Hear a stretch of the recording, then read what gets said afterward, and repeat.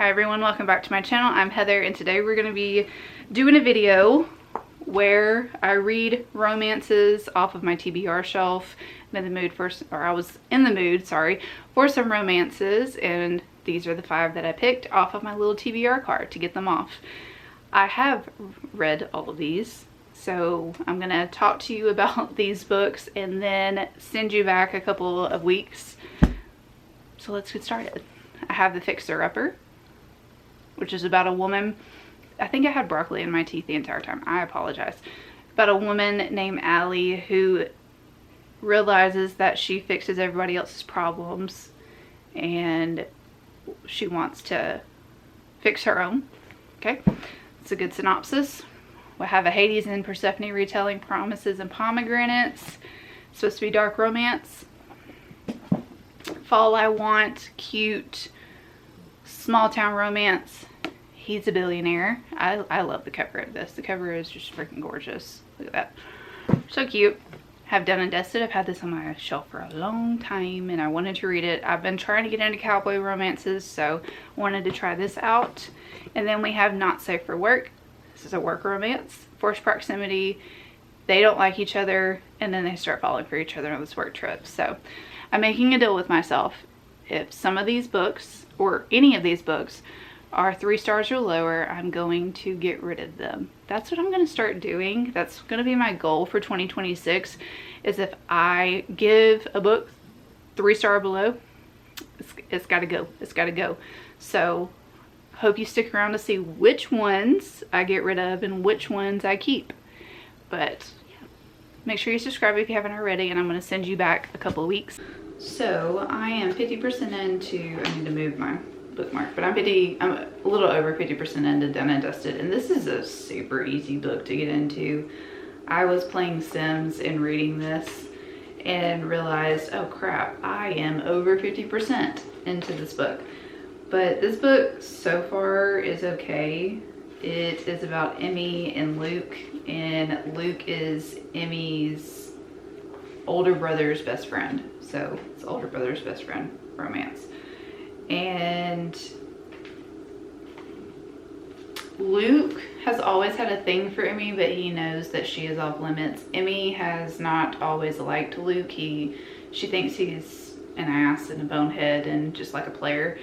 But she realizes that he is not those things, and he is actually really sweet and she's attracted to him. So she's trying it out, but they're having to keep it from her brother because her brother would lose his ever-loving mind if that were to happen. And that's one thing about like the siblings best friends romances. It's honestly none of the siblings' business. I do understand why a sibling would be upset, but when it comes to like adults consenting and being in a relationship and stuff like that, I don't see it. Because if the person is your best friend, hopefully they would be a good person and like you would actually want your sibling to be with your best friend. But you know, whatever. I'm not disliking this book, but I'm not getting the yearning that I want, and there's a lot of there's a lot of telling and not showing me, if that makes sense. But Emmy is back at her home, at her family home, because she got hurt. She's a what is she? She's some sort of horse riding. Yeah. Her favorite thing to do is horse riding, and she had an accident that caused her to kind of be scared of riding horses, which she doesn't want to come out and tell her family about because she's always loved horses and she knows that it would be like a super big deal. So she doesn't want to burden her family by telling them, I guess. And her whole career just kind of like went up in flames when she had that injury. So, but yeah, she's back at the house and back with Luke. Well, not back with him, but getting to know Luke a little bit. It is a gorgeous day outside and I am very, very excited because it's so pretty. but I wanted to talk to you about Done and Dusted because I ended up finishing it, and I'm going to give this a 3-star. I thought it was just a really cute, small town, very generic romance. The only thing that's different in here is it's like cowboys and stuff like that, but it has every small town romance trope that a lot of other small town romance tropes has. And Emmy and Luke, they are cute together, but there just wasn't enough of them in here, and there was a lot more telling than showing, and I didn't particularly ship them all the way just because I didn't feel the connection between them. So yeah, 3 stars.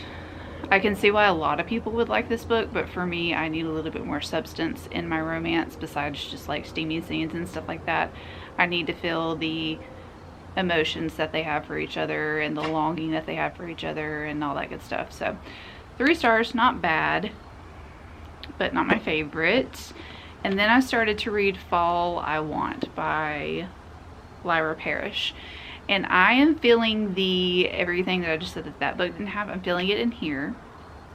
I am liking the banter that we have between the two. I like the meet cute that we had between these two. The connection that they have, I believe, is pretty strong. The only thing that I am like, girl, run in this book is Zane talks about marriage really quick. They're in a fake dating relationship, so he wants to do a fake dating relationship because he wants his parents to like leave him alone about being in a relationship and all that kind of stuff. They don't think that he can be in a relationship, and Autumn just goes along with it because she thinks he's hot, and there's a thing about her dreams about him and stuff like that. And when and this might be a little bit of a spoiler, so sorry, but when he meets her parents, this is the first time that he meets her parents, and he's already talking about marrying her. Like, he's putting it on real thick, but he's not kidding, because he says it over and over and over again. I'm gonna marry you, I'm gonna marry you, and all this kind of stuff. And I'm like, girl, you've known him for like not even a month, and he's talking about marrying you. Run for the hills. I would run for the hills. Run for the hills. But she's into it, so, you know, whatever floats they boat. I'm just like, I don't know. It's insta-lovey for one, and I typically don't really like insta-lovey, but I'm liking it a little bit more in here just because I do like the relationship that they are starting with each other. It didn't start out very well. He was a douche. She was like, why are you being so freaking mean to me? And he does have a playful side about him, but he can also be a real asshole. And I like characters like that. I like characters who are grumpy towards other people, but really like loving and cozy towards the ones that they like. And he is trying really hard to show her that he's not just some douchebag, which I like. I like it when characters have to really prove themselves to each other and they're not just like, oh my god, you're the best. But then again, there is some of that in here. So it's really hard to do. It's really hard for me to 100% like them together like that, just because they are, I mean, they're already talking about marrying each other, so it's very insta-lovey. But then again, I like them together. I don't know. I'm conflicted at the moment. I've read some reviews before I actually started reading this book, and people are saying that it's cheesy, but I like the cheesiness in here. I like it. It's a very small, cozy, fall time. Did I say small?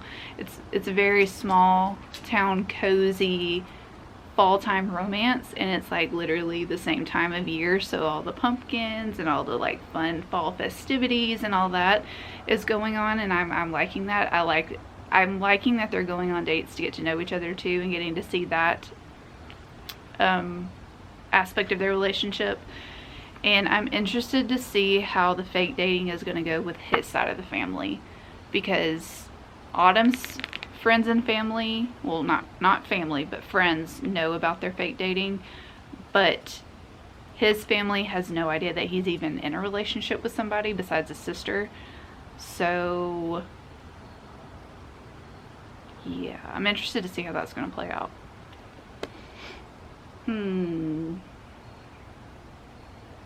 But he is a billionaire. So he's like, here's some money, here's some money, here's some money, here's some money. And she's having a hard time taking gifts from him. But her friends are like, girl, take it. If he is willing to give it, take it. And he's giving her things because I think that's his love language, is giving. He has plenty of money to do it, so he's like, why not? Here's some money here, here's some money there. And yeah, she's having a hard time taking the money. Or not the money, but taking gifts and stuff. So, yep, that's where I am with that. It's cute so far. I unfortunately did not 100% like this book. After about the 60% mark, it kind of... I thought that was a bug, but it's my plug. Anyways, it went this way, okay? It went... I don't know what happened to the story, to be completely honest, because daggum, these two move quick. And I know that it happens in real life too, but it felt like a teenage romance to me, if that makes sense, where they fall in love instantly, they want to get married, they want to do all these things. And he's almost 40 and she is about, I think she's 34. So it just kind of felt weird to me that they went into the relationship and they were already saying that they loved each other and everything. And again, I know that it happens, but I personally like to see relationship build up before the I love yous and the marriage comes. Personally, for me, I'm gonna give this a 2.5. It wasn't a horrible story. I still love their banter. I still love the chemistry that they had. I just think they moved a little bit too quickly for my liking, and unfortunately it just wasn't the romance for me personally. I do think that this is a really cute, cozy, small town fall romance. I loved all the fall things that they were doing together. I really loved the family aspect in here as well, where we get to meet both sides of their families, and everybody was just really, really nice and supportive and all of that. So I'm glad that they did have the support from their family. But yeah, it just kind of fell flat for me after about 60%, and that's where most people say that this kind of falls flat for them. I do think that a lot of people would like this, especially if people are just getting into romance and they're looking for, like I said, a small cozy, or a small town cozy fall romance, or just like, you know, a small town cozy romance anyways. I think that people would really like this because it has a lot of cute elements to it, but personally it just wasn't for me. But I am going to start Not Safe for Work. I'm very excited about this because they are supposed to, it says enemies to lovers, but you know, we'll see. It's probably going to just be like hate to love, but they are co-workers, and I think that they have to fake date too, forced proximity, possible like work trip. It's pretty much all I know. But I am extremely excited about this. I have heard fabulous things, and the cover is just absolutely freaking gorgeous. Her dress is, yeah. So I am excited about this, and I will keep you updated on how I feel. I ended up finishing Not Safe for Work, and I'm giving it a 3.75 because I'm going to be petty, because there's a trope in here that just gets on my nerves, and it was all throughout the book. And it took until the very end for it to be resolved. And I just wanted to shake him. I wanted to shake him. Because he's just too nice. Like, there's some times where you just have to be not mean to people, but you have to be assertive and you have to be like, leave me alone, okay? You have to do that, because there's some people that can't take a hint. And that was in here, and oh my god, it drove me insane. But this is a really cute forced proximity, one bed work trip romance, and it got steamy, and the steamy scenes were so good. And I loved this couple's banter back and forth with each other. I really liked some of the, like, I liked the overall atmosphere in this book. They're in Hawaii, and I thought that the author did a fantastic job with the setting. I was able to visualize. If you don't know me, it's kind of hard for me to visualize some things in books, but I was able to visualize the setting, the like hotel room, all of the lush plants around them, just like the beauty of Hawaii in this book. And yeah, it was good. It was a good book. But I am still gonna be petty and give it a 3.75 because it would have been a 4-star for me. But this is about Trishara and I already forgot his name, Rafe. And they are enemies at work. She really wants the opportunity to move up in the company. She is a minority, both female and a woman of color, in an engineering setting. So she's around a bunch of men, and she has that against her because, you know, working with a lot of men, they know everything and you don't. You're just a feeble woman and you just need to sit down and shut up and take what the men give you, you know? Or if you don't know, that's corporate world for you. But she does not take crap, and I really liked her for that. And she has the cutest little friend, Molly, and I absolutely love Molly. But she gets this opportunity to go on this work trip in Maui for 3 weeks. Which I was like, dang, that's a good work trip. But she stands up for herself, and she does have some reservations about standing up for herself because she doesn't want to be seen as hard to work with. And once she realizes that Rafe isn't against her and he's like, you need to tell people what you think, she starts to open up a little bit about some of the thoughts that she has about the company. And him being the boss's son, he's like, you need to stand up to my dad. That's the only way that you're going to get respect from him. So she does, and it works out in her favor a lot. And Rafe, he is a Nepo baby, and I liked that he actually, when people commented on it, he was like, yeah, I know. Even though I'm good at my job, I know that I'm here because of who my father is. And he admits that he doesn't have to work as hard as other people, but he does work as hard as other people, and sometimes even harder, because he wants his dad to be proud of him, and it's really hard to please his dad. So he has that against him. But I liked the conversations that they had in here about him being a Nepo baby, because not a lot of people will admit that, and it's easier for people with money to get in higher places. And in this book, that was a lot of the topic. And another thing was, you know, women in a very male setting. So yeah, I enjoyed it. And this dress right here, there's a good scene about this dress in here, and I was like, this author can write some good steamy scenes. So I do have another book by this author. It's called The Trial of the Sun Queen. It's a romantasy. I've been wanting to read it for a while, so I'm definitely going to put that to the top of my TBR for the upcoming year, because it is good. So I am about 80 pages from being done with this, and it's okay.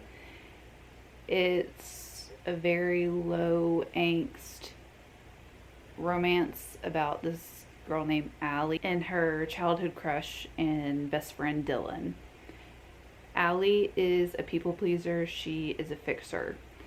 and she realizes that she has a real knack for fixing other people's problems. She realizes that the more she fixes other people's problems, causes more problems for her. And one of the people that she is fixing is Dylan. They haven't talked since they were teenagers, and Dylan is engaged to this very popular social media influencer, and the social media influencer hires Allie and her team to fix Dylan's job and to make it a success, because his fiance has to have everything perfect. And really, and there's a little twist in there too, but I'm not going to say what it is because I don't want to ruin it for anybody. But now that Dylan and Allie are speaking again and they're communicating again, they realize that they have never lost that love that they had for one another when they were younger. And it's going to be about, I'm interested to see how everything is going to come in full circle, because I'm at 206 pages and they just realized that they loved each other when they were little. Or not little, when they were teenagers. So it's been a pretty slow roller so far. It's okay. And it's, one thing I do like about this is that Allie is finally realizing that being a people pleaser is not always it's not a good thing, and people are taking advantage of her, and it has cost her quite a few things in her life, like her relationship with her mother, and also opportunities at work. So her boss is a real peach. Love him. And she works with a bunch of men who just hey, can you do this for me? Hey, can you do this for me? And she's doing it because she wants to show her boss, hey, I'm a team player. I like to fix people's problems. Give me a promotion. But people in her office don't respect her. They just know if they give something to her, she's going to do it. And they take advantage of that. So those are the main points of this book. Again, it's okay. I thought it was going to be a little bit more rom-com-y than it is, because it says that it's a rom-com, and it says that it's supposed to be funny. I've laughed a couple of times, but I don't really see this being I see this being like a Lifetime rom-com.